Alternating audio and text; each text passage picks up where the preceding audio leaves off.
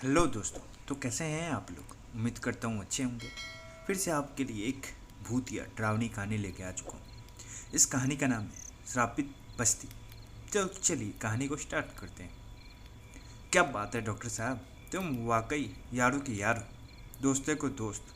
इतने साल अमेरिका में रहने के बावजूद भी तुम अपने दोस्तों को नहीं भूले। तुम्हारे पार्टी देने का अंदाज आज भी बिल्कुल वैसा ही है जैसा कि 30 साल पहले था, जब हम लोग जवान हुआ करते थे। यह बात आशीष ने अल्ताफ से बहुत खुशी के लहजे में कही। आशीष की बात सुनकर अल्ताफ जोर जोर से हंसने लगा। फिर वह आशीष की तरफ देखकर बोला, तेरी सारी आदत छूट गई आंसू, लेकिन मुझे डॉक्टर साहब कहने वाली तेरी आदत नहीं छूटी। अल्ताफ आशीष को आंसू कहा करता था। छूट भी कैसे सकती है मेरे दोस्त, तुम मेरे लिए हमेशा डॉक्टर साहब ही रहोगे। आंसू ने यह बात बोली ही थी, तभी आंसू के बगल में बैठा हुआ आंसू का दोस्त मैं भी बीच में बोल पड़ा। तुम्हें याद होगा अल्ताफ, जब हम लोग यूनिवर्सिटी में पढ़ते थे, आंसू मुझे तब भी डॉक्टर डॉक्टर कहकर ही चिढ़ाया करता था। और चिढ़ाता भी क्यों नहीं यार, तू हम सब लोगों से सबसे ज़्यादा पढ़ाकू था। तुम्हें डॉक्टरी पढ़ने का कुछ ज़्यादा ही भूत जो चढ़ा हुआ था। मैंग की बात सुनकर अल्ताफ एक बार फिर खिलखिलाकर हंसने लगा। अरे यार, हम सब लोग कॉलेज में साथ साथ पढ़ते थे। कुछ भी कहो, वो दिन कितने अच्छे हुआ करते थे। मुझे सचमुच तुम लोगों की बहुत याद आती थी, और मैं तुम लोगों का शुक्रिया अदा करना चाहता हूँ कि मेरे बुलाने पर तुम एक फ़ोन पर इंडिया से अमेरिका मुझसे मिलने चले आए। अल्ताफ ने यह बात बोली थी कि आंसू फिर से बोल पड़ा। मेरे दोस्त, यारी में शुक्रिया नहीं कहते, हम लोग कॉलेज के ज़माने के यार हैं। तुम्हें याद होगा कि हम लोगों की दोस्ती कॉलेज में मिसाल दी जाती थी, और कई लोग तो हम लोग से जलते भी थे हमारी दोस्ती से। हाँ याद है यार, मुझे सब याद है। भला मैं वो दिन कैसे भूल सकता हूँ। किसी महान व्यक्ति ने कहा था, स्टूडेंट लाइफ गोल्डन लाइफ। गलत नहीं कहा जाता यार, बंदे की बात में तो दम है। मगर ये बात 60 बरस की उम्र में ही समझ में आती है। अल्ताफ ये बात सुनकर दोनों खिलखिलाकर हंसने लगे।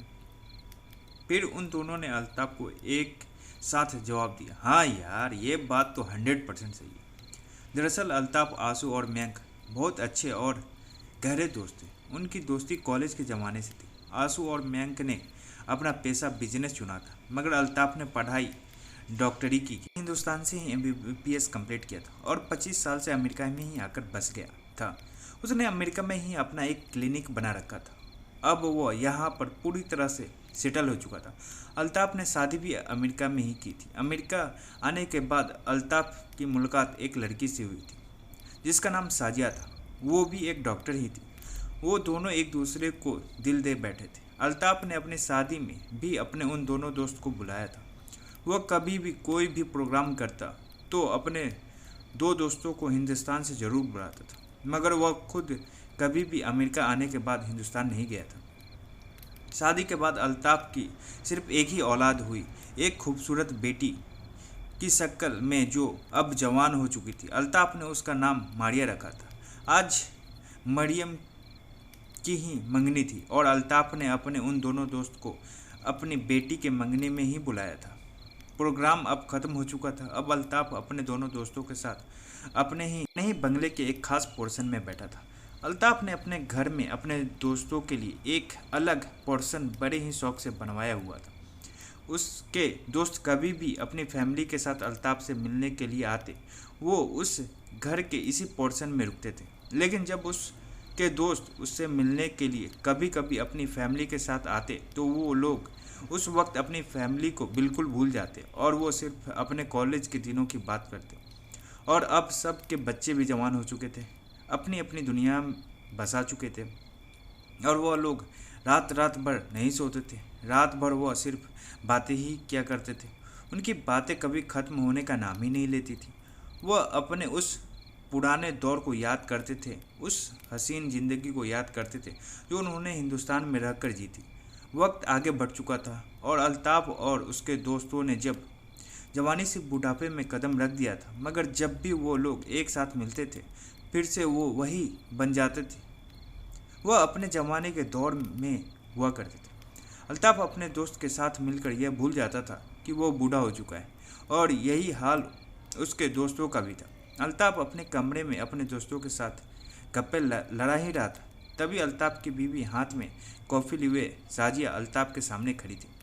जनाब, ये लीजिए कॉफ़ी। मुझे पता है वैसे भी आज रात आप लोग सोने वाले तो है नहीं, इसीलिए मैं आप तीनों के लिए हॉट कॉफ़ी बनाकर लाई ताकि आप लोगों की नींद ना आए।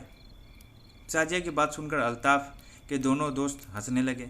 और भाभी, नींद तो हम लोगों को वैसे भी नहीं आती है जब हम लोग एक साथ होते हैं, और यह तो और भी अच्छी बात है आपने कॉफ़ी बनाकर हमें दे दी। तभी आंसू बीच में बोल पड़ा, खूब जमेगा रंग जब मिल बैठेंगे तीन यार और साथ में भाभी की कॉफ़ी। ये कहकर तीनों ज़ोर ज़ोर से हंसने लगे। क्या बात है, क्या बात है। तीनों कब यकीन करोगे इस बात का कि अब तुम तीनों बूढ़े हो चुके हो। ये कहकर साजिया मुस्कुराती हुई वहाँ से चली गई। वह तीनों अपने पुराने दिनों की बातें ही कर रहे थे। तब भी बीच में आंसू बोल पड़ा और उसने बड़े सीरियस लहजे में अल्ताफ से एक बात पूछी। अल्ताफ, मेरी एक बात समझ में आज तक नहीं आई। हम लोग ने तुम्हें कई बार पूछा लेकिन तुमने कभी भी सही से जवाब नहीं दिया और हमेशा हमारे सवाल को टाल दिया। आज तेरी बेटी की मंगनी हो गई है, थोड़े दिनों बाद उसकी शादी भी हो जाएगी। अब तो उस राज को खोल दे यार। आंसू की बात सुनकर अल्ताफ आंसू को देखने लगा। कौन सा राज यार? क्या मैंने कभी तुम लोगों से कुछ छुपाया? अल्ताफ की यह बात सुनकर मयंक भी अल्ताफ से पूछने लगा। आंसू की बात सही है अल्ताफ, मैं जानता हूँ कि वो क्या पूछ रहा है। अल्ताफ सवालिया नज़रों से अपने दोनों दोस्तों की तरफ देखने लगता। फिर आंसू थोड़ी देर चुप रहने के बाद अल्ताफ से बोला, जहाँ तक मुझे याद है अल्ताफ, मुझे अपने वतन से बहुत ज़्यादा प्यार था। फिर अचानक ऐसा क्या हुआ कि तुमने हिंदुस्तान छोड़ दिया और तुम फिर कभी हिंदुस्तान वापस नहीं आए? यह वजह तुमने हमें आज तक नहीं बताई। अल्ताफ ने फिर टालने वाले अंदाज से आंसू से वही बात कही जो हमेशा से अपने दोस्तों से कहता आया था। नहीं यार, ऐसी कोई बात नहीं। यहाँ आने के बाद फिर मुझे वक्त ही नहीं मिला। अल्ताफ अपना वाक्य पूरा कर पाता कि मयंक ने अल्ताफ को रोक दिया। मैं इस बात को नहीं मानता अल्ताफ, कुछ तो बात है जो तुमने हम लोग से छुपाई है। चल एक बार को मान भी लो कि तू यहाँ पर बहुत बिजी हो गया था, लेकिन क्या तुझे कभी भी अपने वतन की याद नहीं आई? ऐसा नहीं हो सकता, क्योंकि मैं और आंसू तुझे कॉलेज से जानते हैं, हम तेरे दोस्त हैं, तुझे अच्छी तरह से समझते हैं। तू ऐसा नहीं है। कोई तो बात है जिसने तुझे हिंदुस्तान छोड़ने पर मजबूर कर दिया, जिसके बाद तुमने कभी भी हिंदुस्तान जाने की कोशिश नहीं की, यहाँ तक कि खबर भी नहीं ली। एक बात और, तुमने अपने घर में कोई भी प्रोग्राम किया, हम दोनों दोस्तों तेरे हर प्रोग्राम में आए, लेकिन हम दो दोस्त ने कोई भी प्रोग्राम किया, तू कभी हिंदुस्तान नहीं आया। हम तेरी शादी में आए थे, तेरी जब बेटी हुई पैदा हुई, फिर भी हम आए। आज तेरी बेटी की मंगनी हो गई, वो जवान हो गई, हम तुझे आज भी नहीं भूले, लेकिन तू ना हम दोनों के शादी में आया और ना हमारे किसी प्रोग्राम में आया। तूने हमेशा कोई ना कोई बहाना बनाकर टाल दिया। हम तेरे बात का बुरा मान सकते थे, लेकिन हम दोनों इस बात को अच्छी तरह से समझते हैं कि कुछ तो बात है जो तू हमसे छुपाता जा रहा है। आज तुझे ये राज खोलना ही पड़ेगा। आज हम तेरी एक भी नहीं सुनेंगे। अल्ताफ इससे पहले कुछ पता, तभी आंसू बीच में बोल पड़ा, तुझे हमारी दोस्ती की कसम, अगर आज तू हमें ये वजह नहीं बताएगा तो फिर हम यहाँ पर तुझसे मिलने कभी नहीं आएंगे। आंसू की बात पर कमरे में सन्नाटा छा गया और अल्ताफ अपने दोनों दोस्तों को गहरी नज़र से देखने लगा।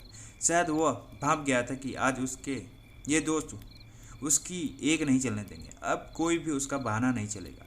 फिर थोड़ी देर बाद अल्ताफ ने उस खामोशी को तोड़ा, अगर तुमने मुझे दोस्ती की कसम दे ही दी है तो शायद मैं इस राज को कभी नहीं खोलता। मैं अपने साथ हुए उस हादसे को तुम लोग को कभी नहीं बताता। मेरे साथ उस वक्त जो कुछ भी हुआ, मैंने आज तक वो बात किसी से भी नहीं शेयर की, यहाँ तक कि अपनी बीवी से भी नहीं, और तुम दोस्तों से भी नहीं। तुम लोग मेरे सच्चे दोस्त हो, सबसे पहले तो मैं माफ़ी मांगता हूँ तुम लोगों से कि मैं तुम लोगों के किसी भी प्रोग्राम में नहीं आ सका। अल्ताफ़ का ये कहना था कि फिर आंसू बीच में बोल पड़ा, अल्ताफ़, दोस्ती में माफ़ी भी नहीं मांगी जाती। हमने तुम्हें कहा था कि हम तुझे कॉलेज से जानते हैं। हमें इस बात का एहसास है कि कोई तो वजह है तू हमें नहीं बताता था। तब माफ़ी मांगने छोड़, वो वजह बता, आखिर तेरे साथ हुआ क्या था। अल्ताफ़ फिर एक बार अपने दोस्तों को देखने लगा। क्या तुम लोग मेरी बात पर यकीन करोगे? अल्ताफ़ की बात का जवाब मैंग ने दिया, बिल्कुल करेंगे। क्यों? हम जानते हैं कि तुम हमसे बिल्कुल झूठ नहीं बोलोगे, और इस उम्र में आकर के तो बिल्कुल भी नहीं। हम लोग बुढ़े हो चुके हैं यार। अब मैंग की बात सुनकर तीनों दोस्त एक दूसरे को देखकर मुस्कुराने लगे, क्योंकि मैंग की बात में दम था। वो तीनों बुढ़ापे में कदम रख चुके थे। फिर थोड़ी देर के लिए कमरे में सन्नाटा छा गया। ठीक है, मैं आज तुम लोग को अपने साथ हुआ हादसा बताता हूँ, जो मैंने किसी को भी नहीं बताया। क्या ऐसा वाक़या जो मैं भूल नहीं सकता, जिससे मैं आज भी याद करता हूँ तो मेरे जिस्म में रोम रोम डर से कांप जाता है, और मेरा जिस्म सिहर जाता है, और मैं ये सोचने पर मजबूर हो जाता हूँ, क्या किसी के साथ ऐसा भी हो सकता है? क्या सच में भूत प्रेत जिन्नात होता है? हाँ, मैं जानता हूँ। मैं एक पढ़ा लिखा व्यक्ति हूँ और पेशे से डॉक्टर हूँ। शायद मेरी ये बात किसी पढ़े लिखे को समझ में ना आए, लेकिन मेरी बात एक एक अल्फाज सच है। मेरे दोस्त, ये बात उन दिनों की है जब मैंने डॉक्टरी की पढ़ाई कंप्लीट कर ली थी और मेरी पोस्टिंग शिमला में एक पहाड़ी इलाके में एक गांव के सरकारी अस्पताल में हुई थी। इस बात को गुजरे हुए आज 25 साल गुजर चुके। मैं नया नया डॉक्टर बना था। मुझे कुछ करने का जुनून था। लोगों को मदद करने का एक जुनून सवार था। मुझ में जवानी का आलम सवार था। नई नई हाथ में डिग्री थी। मैं बड़े जोश के साथ उस जगह पर चला गया जहाँ पर मेरी पोस्टिंग हुई थी। मुझे याद है, वह गांव था एक पहाड़ी इलाका, बहुत ही खूबसूरत गांव। वहाँ के लोग बहुत ही सीधे साधे मगर गरीब तबके के लोग। उनके पास बहुत कम पैसे हुआ करते थे। बहुत सारे लोग का मैं इलाज मुफ्त में कर देता था, क्योंकि वो उस वक्त मुझे मदद करने का भूत सवार था। उस सरकारी अस्पताल के पास में ही मेरा क्वार्टर था, जहाँ पर मैं रहता था। आधी रात में कभी कभी कोई मरीज मेरे दरवाजे पर आता था तो मैं उसका इलाज कर देता था। मुझे वो रात आज भी याद है। मुझे याद है कि रात को फ्री होकर मैं अस्पताल से अपने क्वार्टर पर आ गया था, यानी कि अपने घर पर। उस रात सर्दी ज़्यादा थी, हवा बहुत ठंड चल रही थी। खाना खाने के बाद मैं थोड़ा टहला और फिर मैं अपने गर्म गर्म बिस्तर पर लेट गया था और टीवी देखने लगा था। थोड़ी ही देर बाद मेरी आंख लग गई। करीब रात के 10 बजे रात को किसी ने मेरा दरवाज़ा खटखटाया। मैं चौंक कर उठा, लेकिन दरवाज़ा खटखटाने पर मुझे कोई हैरानी नहीं हुई थी, क्योंकि अक्सर गांव के लोग रात में मेरे पास आते रहते थे। मैंने दरवाज़ा खोला तो देखा तो मेरे सामने अस्पताल का एक कर्मचारी था। उसे मैं जानता था। उसका नाम मोहनलाल था। वह थोड़ा घबराया हुआ था। मैंने उसे घबराए हुए देखकर पूछा, क्या हुआ मोहनलाल, तुम इतना घबराए हुए क्यों हो? मोहनलाल ने मुझे देखकर कहा, जल्दी चलिए डॉक्टर साहब, अस्पताल में एक बहुत ज़्यादा सीरियस पेशेंट आया है। उसकी बहुत ज़्यादा तबीयत खराब है। उसकी आंखें भी नहीं खुल रही और उसकी नब्ज बहुत धीमी चल रही है। मैंने उसकी बात सुनकर फौरन अपना कोट पहना और उसके साथ चल दिया। अस्पताल की तरफ जाकर मैंने देखा कि वहाँ पर 4-5 लोग भीड़ जमा थी। गांव में अक्सर ऐसा होता है, कोई भी बीमार पड़ता है तो 4-5 लोग गांव के हमेशा साथ में उस वक्त आ जाते हैं। मैंने उन लोगों को अलग हटाया, उस कमरे की तरफ चल दिया जहाँ पर मरीज को रखा गया था। मैंने देखा मरीज के पास एक औरत बैठी हुई थी। उसकी आंखों में आंसू थे और बगल में एक बूढ़ा शख्स बैठा हुआ था। वह एक लंबी चौड़ी कद काठी का बूढ़ा व्यक्ति था, मगर उसकी जिस्म गांव वालों की तरह तगड़ा और तंदुरुस्त ही था। बुढ़ापे ने भी उसके जिस्म पर कोई खास असर नहीं डाला था। मैंने उन लोगों को अलग हटाया और मरीज की तरफ चल दिया। जैसे ही मेरी निगाह मरीज की तरफ पड़ी तो मैं उसे गौर से देखने लगा। वो एक लड़की थी जो निहायत ही खूबसूरत थी और आंखें बंद करके लेटी हुई थी। मैं उस लड़की के चेहरे से अपनी नज़र नहीं हटा पा रहा था। फिर मुझे ख्याल आया कि मैं एक डॉक्टर हूँ।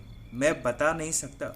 उस लड़की ने न जाने कैसी कशिश थी। खुद को संभाल कर मैं जैसे ही उस लड़की के नज़दीक पहुंचा तो वह बूढ़ा बूढ़ा व्यक्ति जो लड़की के बगल में खड़ा हुआ था मेरे सामने हाथ जोड़कर कहने लगा, डॉक्टर साहब, मेरी लड़की की जान बचा लीजिए। ये लड़की मेरी इकलौती है।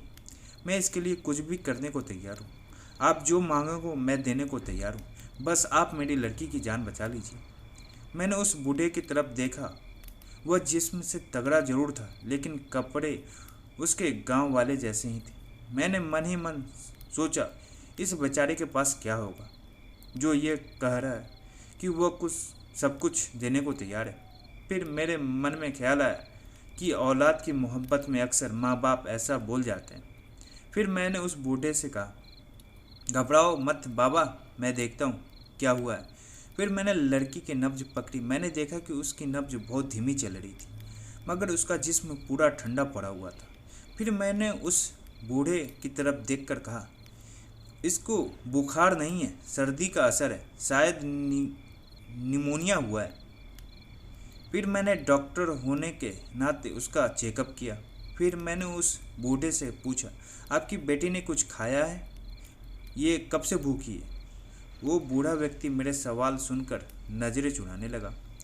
तभी वह औरत जो उस लड़की के पास बैठी हुई थी, वो अचानक उठकर खड़ी होकर मुझसे धीरे से बोली, डॉक्टर साहब, मुझे आपसे कुछ अकेले में बात करनी है। मैं उस औरत को देखने लगा। मैं उस औरत की बात सुनकर हक्का बक्का उसकी तरफ देखने लगा। मेरे समझ में भी नहीं आ रहा था कि उस औरत ने मुझसे अकेले में बात करने के लिए क्यों कहा। शायद वह मेरे नज़रों को समझ गई थी। उसने दोबारा फिर आहिस्ता से कहा, और इस बार इल्तिजा भरे लहजे से कहा, मुझे आपसे अकेले में कुछ बात करनी है डॉक्टर साहब। फिर मैंने उस बूढ़े शख्स की तरफ देखा। वो अभी भी मुझसे नज़रें चुरा रहा था। मैंने कहा, ठीक है। और फिर उस औरत ने अपने पति को अजीब से नज़रों से देखा और वो बूढ़ा चुपचाप कमरे से बाहर निकल कर चला गया। अब कमरे में हम तीनों के अलावा और वहाँ पर कोई नहीं था, और वो औरत, उसकी बेटी जो अभी तक बेहोश थी। फिर मैंने उस औरत से मुखातिब होकर कहा, अब यहाँ पर कोई नहीं है, बोलिए आपको मुझसे अकेले में क्या बात करनी थी। पर मैंने देखा वो औरत बेचैनी से इधर उधर देखने लगी। शायद वो कुछ कहना चाह रही थी मगर कह नहीं पा रही थी। मैं उसकी हालत देखकर समझ गया। फिर मैंने उससे बहुत नरमी भरे लहजे से कहा, देखिए खातून, मैं एक डॉक्टर हूँ और मेरा काम मरीजों का इलाज करना है। मैंने आपकी बेटी की हालत देखकर यह अंदाज़ा लगा लिया था कि आपकी बेटी ने कुछ दिनों से कुछ खाया नहीं, जिसका जिस्म पूरा ठंडा पड़ा हुआ है। फिर वह बड़ी बेचैनी से मेरी तरफ देखकर बोली, डॉक्टर साहब, कोई घबराने वाली बात तो नहीं है। अभी मैंने इसका इलाज करना शुरू नहीं किया है। इलाज करने के बाद मरीज की कंडीशन का पता लगेगा। वैसे आपकी बेटी का नाम क्या है? उसने बताया कि मेरी बेटी का नाम नादिया है। यह मेरी इकलौती बेटी है। हम इससे बहुत मोहब्बत करते हैं।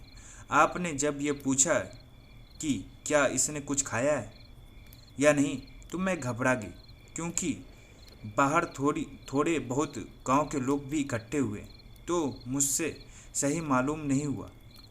आप शहर के रहने वाले हैं डॉक्टर साहब, लेकिन यह गांव है। आप यहाँ के लोगों को नहीं जानते। यहाँ के लोग तिल का पहाड़ बनाने में माहिर होते हैं। यहाँ की लड़की की इज्जत आबरू से बड़ी कुछ भी नहीं। यहाँ पर लोग छोटी छोटी बातों पर किसी को भी बदनाम कर देते हैं। मैं उस औरत की बात बहुत ही गौर से सुन रहा था। नादिया की माँ थी। फिर मैंने उनसे कहा, मैं आपकी बात से सहमत हूँ कि हमारे हिंदुस्तान में गांव का माहौल बहुत ही अलग होता है और शहर वाले गांव के माहौल को पुराना माहौल कहते हैं। मैं अच्छी तरह से आपकी बात समझता हूँ। आप बेफिक्र होकर मुझे बताएं। मैं वादा करता हूँ आपकी ख़ानदान की इज्जत पर कोई भी आँच नहीं आएगी। गांव की लड़की की इज्जत और ख़ानदान की अहमियत क्या होती है, मैं इस बात को अच्छी तरह से समझता हूँ। मेरी बात पूरी होने के बाद मैंने देखा उस औरत के चेहरे पर थोड़ा सुकून नज़र आने लगा था। फिर वह बोली, दरअसल डॉक्टर साहब, बात यह है कि मेरी इस बेटी की मंगनी हो चुकी थी, मगर किसी वजह से मंगनी टूट गई। क्योंकि मंगनी लड़के ने खुद तोड़ दी थी। और ये सदमा मेरी बेटी बर्दाश्त नहीं कर पा रही है और इसी वजह से उसने कुछ दिनों से खाना पीना बिल्कुल छोड़ रखा है और बीमार बीमार सी नज़र आती है। मैं नादिया की माँ की बात को बहुत गौर से सुन रहा था। फिर मैंने नादिया की माँ से पूछा, देखिए मुझे कोई हक तो नहीं है ये पूछने का, लेकिन फिर भी क्या वजह पूछ सकता हूँ? लड़के ने आखिरकार नादिया से शादी करने को मना क्यों किया? मैंने देखा कि मेरे इस सवाल पर वो औरत मुझे बेबसी से देखने लगी। मैं इस बारे में कुछ नहीं बता सकती डॉक्टर साहब। मैंने कहा, घबराइए मत, कुछ तो बताइए, शायद मैं आपकी कुछ मदद कर सकूं। इससे पहले कि वो औरत कुछ बोलती तभी अचानक कमरे का दरवाज़ा खुल गया और मैंने देखा कि वो बूढ़ा अंदर आ गया जो कि नादिया का बाप था। और नादिया के बाप ने आकर मुझसे एक ही सवाल किया, डॉक्टर साहब आप इलाज कब शुरू करेंगे? मेरी बेटी अभी तक होश में नहीं आई। मैंने देखा जैसे ही नादिया का बाप अंदर आया, फौरन नादिया की माँ खामोशी के साथ नीचे बैठ गई कुर्सी पर। मैंने फिर उस बूढ़े की तरफ मुखातिब होकर कहा, ठीक है मैं इलाज शुरू करता हूँ। और मैंने एक डॉक्टर होने के नाते नादिया का इलाज करना शुरू कर दिया। थोड़ी देर ही बाद मैंने देखा कि नादिया को हल्का हल्का होश आने लगा और उसने हल्की हल्की आंखें खोल दी। फिर मैंने उन लोगों से नादिया के लिए थोड़ा सा दूध मंगवाया और उसके बाप की तरफ मुखातिब होकर कहा कि आपकी बेटी ने कुछ खाया नहीं है, इसको थोड़ा सा दूध पिलाएं। थोड़ी ही देर बाद मैंने देखा कि उन लोगों ने दूध मंगवा लिया था और नादिया हक्का बक्का हैरत से सब लोग को देख रही थी, जैसे कि उसे यकीन न हो कि वह इस वक्त हॉस्पिटल में है। मैंने देखा कि माँ नादिया की तरफ दूध का गिलास लेकर खड़ी हुई थी और वो नादिया से बड़े इल्तिजा भरे लहजे में कह रही थी, बेटी थोड़ा सा दूध पी लो, डॉक्टर साहब ने कहा है। मगर मैंने देखा कि नादिया ने दूध पीने से साफ इनकार कर दिया। फिर मैंने उस नादिया के बाप की तरफ देखकर कहा कि आप अपनी बेटी को दूध जरूर पिलाएं, जब तक कुछ भी इसके पेट में नहीं जाएगा यह ठीक नहीं हो सकती और इस वक्त इसके पेट में कुछ न कुछ जाना बहुत ज़रूरी है। मगर मैंने देखा कि नादिया का बाप फिर से नज़रें इधर उधर चुराने लगा। फिर तक हार कर मैं खुद नादिया के पास गया और उसको गौर से देखने लगा। मुझे तो पहली बार देखने से ही कुछ अजीब सा कशिश लगी थी उसमें। फिर मैंने नादिया से कहा, प्लीज़ आप दूध पी लीजिए, आपको दूध पीना बहुत ज़रूरी है। आपने कुछ दिनों से कुछ नहीं खाया है, इस तरह आपकी हालत और भी बिगड़ती जाएगी। मैंने देखा कि मेरे ये कहने पर वो मुझे बहुत गौर से देखने लगी। फिर उसने सबके सामने मुझसे कहा, ठीक है मैं आपके कहने पर दूध पी लूँगी, मगर मेरी एक शर्त है। अगर आपको शर्त कबूल है तो मुझे बताइए। मैं हक्का बक्का नादिया की तरफ देखने लगा क्योंकि मैं जानता था कि गांव का माहौल इस तरह का नहीं होता। नादिया की इस तरह की बेतकल्लुफ़ ने मुझे बहुत ज़्यादा हैरान कर दिया था और मैंने देखा कि इसकी इस बात का उसकी माँ पर भी कोई फ़र्क नहीं पड़ता था, न उसके बाप पर। यह वह दौर था जब इस तरह की बातें हिंदुस्तान में नहीं हुआ करती थी। यह वह दौर था जब कोई भी लड़की पहली मुलाकात में किसी अजनबी से इतनी बेतकल्लुफ़ से बात नहीं करती थी और इस बात ने मुझे हैरानी में डाल दिया था। फिर मैंने पूछा, कोई शर्त? कौन सी शर्त? उसने कहा, वो शर्त मैं आपको बाद में बताऊंगी। बहरहाल मैंने उसका दिल रखने के लिए बोल दिया कि मुझे तुम्हारी हर शर्त मंजूर है, लेकिन पहले ये दूध पी लो। मेरे कहने पर धीरे धीरे करके उसने पूरा गिलास दूध पी लिया। फिर मैंने नादिया के बाप से मुखातिब होकर कहा, आपके साथ जो गांव वाले आए हैं उन्हें आप घर पर भेज दीजिए। 1-2 घंटे बाद नादिया की हालत देखकर मैं उसे डिस्चार्ज कर दूंगा। मरीज को इस तरह से और घबराहट होती है जब वो अपने आसपास बहुत सारे लोग को देखते हैं। मैंने देखा कि मेरे बात सुनकर बूढ़ा उन लोगों के पास चला गया जो लोग उसके साथ यहाँ तक चल कर आए थे। थोड़ी देर बाद वहाँ खामोशी थी। वहाँ पर अब कोई भी मौजूद नहीं था, सब लोग वहाँ से जा चुके थे। तकरीबन 1 घंटे बाद मैं फिर नादिया को दोबारा चेकअप करने गया। मुझे उसकी हालत में बहुत सुधार महसूस हुआ और उसकी हालत अब बहुत बेहतर हो गई थी। दरअसल एक डॉक्टर होने के नाते मैंने ये अंदाज़ा लगा लिया था, नादिया को कोई भी बीमारी नहीं थी, बस उसने कुछ दिनों से कुछ खाया नहीं था और इसी वजह से उसकी तबीयत में गिरावट आ रही थी। फिर मैंने नादिया को कुछ दवाइयाँ लिखी और वो दवाइयाँ नादिया के बाप के हाथों में थमा दी। और फिर मैंने नादिया के बाप से कहा कि आपकी बेटी बिल्कुल सही है, ये दवाइयाँ देते रहिए और 2 दिन बाद एक बार फिर इसका चेकअप कराने ज़रूर आइएगा। मुझे तभी पता चलेगा कि नादिया की हालत में कितनी सुधार आई है। मेरी बात सुनकर नादिया का बाप खुश हो गया। दरअसल मैंने नादिया के बाप से झूठ बोला था, क्योंकि मुझे पहले ही नज़र में नादिया में इतनी कशिश महसूस हुई थी।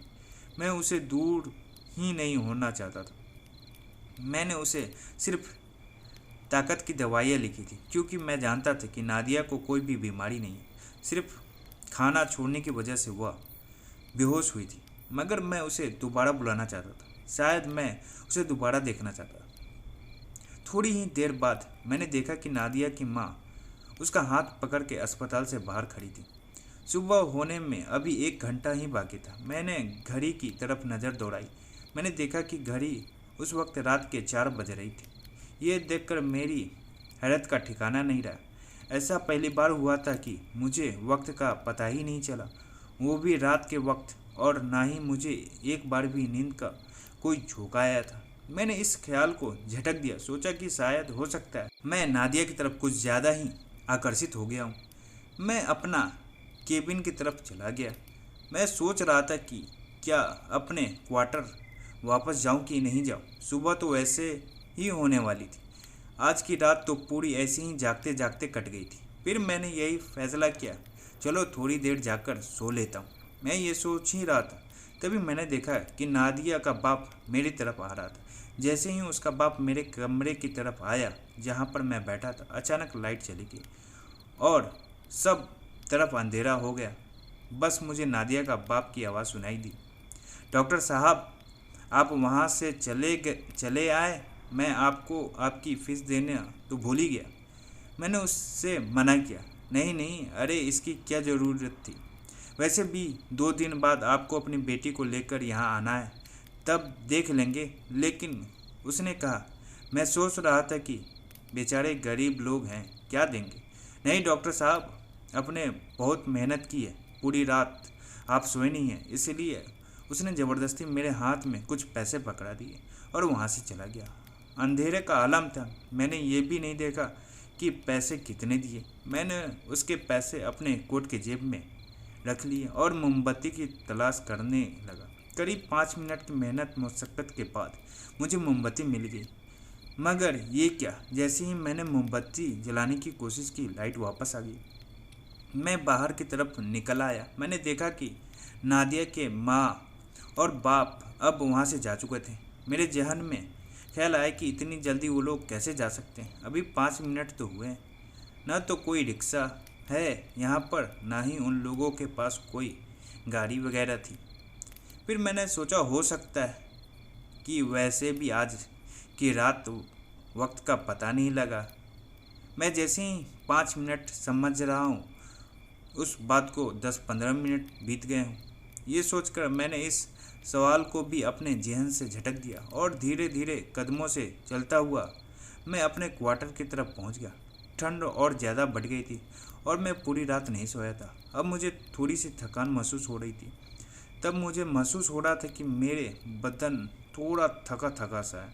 मैं बिस्तर पर कंबल ओढ़कर सोने की कोशिश करने लगा। जब मैंने अपनी घड़ी में दोबारा वक्त देखा तो मैंने देखा कि अब मेरी घड़ी में 5 बज रही थी, यानी सुबह हो चुकी थी। मगर अब मुझे नींद इतनी बुरी तरह से आ रही थी कि मेरी पलकें उठने का नाम ही नहीं ले रही थी। मैं नींद की आगोश में कब चला गया मुझे पता ही नहीं चला। थोड़ी देर बाद मेरी आंखें लग गई थी। फिर दोबारा दरवाज़ा पीटने की आवाज़ सी आई। मैं बहुत गहरी नींद में सो रहा था। मैंने गुस्से से दरवाजे की तरफ देखा और मन ही मन सोचने लगा कि अब कौन आ गया, क्या आज रात मुझे चैन मिलेगा कि नहीं मिलेगा। सोचा था कि 1-2 घंटे सो लूँगा, मगर फिर कोई आ गया। फिर जेहन में सवाल आया, हो सकता है कोई मरीज हो। मैं उठकर दरवाजे की तरफ गया और मैंने दरवाज़ा खोल दिया, मगर जैसे ही मैंने दरवाज़ा खोला मैंने देखा मेरे सामने वही मेरे अस्पताल का कर्मचारी मोहनलाल खड़ा हुआ था। मैंने अपनी आंखें मसलते हुए मोहनलाल से पूछा, अब क्या हुआ मोहनलाल?